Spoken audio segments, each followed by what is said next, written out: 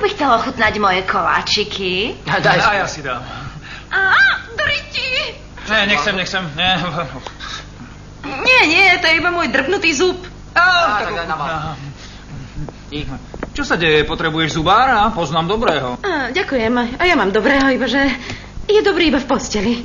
Vidíš, to je problém každej šlapky. Aha. Odkiaľ vieš, že je dobrý v posteli? Lebo nechodím za ním do ordinácie, ale trtká ma doma. To je zvláštne, lebo vždy, keď idem k zubárovi, ja len sa pozerám sestričke na kozy. Phoebe, a býva to celkom dobré?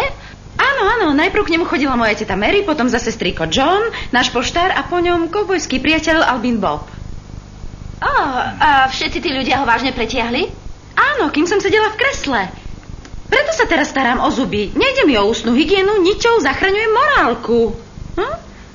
Fíbs, prosím ťa, nikoho nezachraňuješ. Tí ľudia len normálne trtkali, keď si šla k zubárovi. Pohlavný pút. Nemohol by som tam ísť niekedy s tebou, čo? Tak to povedz im. Nemôžeš, hamím sa. Европское студио рока предложает 20th Century Fox Mulder Production. Hrajú trápni Američania. Slovenské pičovinky nahovorili. Táto Katka dobre hladká. Táto Monika si rada zamyká. Vivianka už ryžuje batize.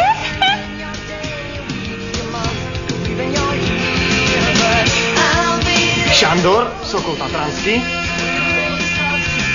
Pinky, trepe pičovinky. Podľa nosa poznáš rosa, aj kosa.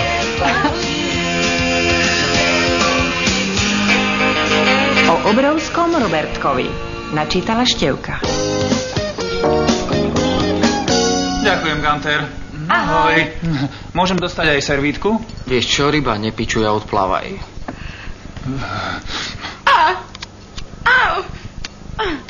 Phoebe, potrebuješ to. Choď už, prosím ťa, k tomu zubárovi. Len choď. V poriadku, dobre. Chcela by si, aby pretiahol aj teba, inak by si tak nehovorila. To je isté. Možno by sa mi to páčilo. Nebudeš pritom kričať?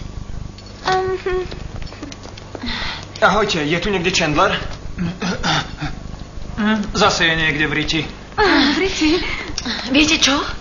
Joey videl Janice a ja som videla ex-manželov Penis. Čo teraz? Chandler to neprežije, že mu ho nevidel on.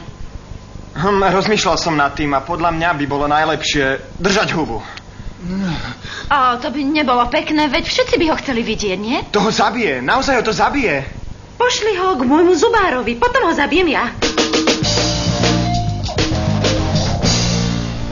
Fuj, ten holý chlap leží vo vycutej sieti. Gule mu visí až po zem.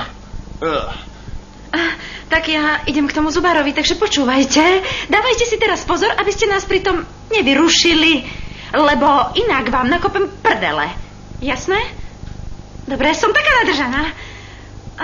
A chcem vám povedať, že mi všetci môžete. Všetci?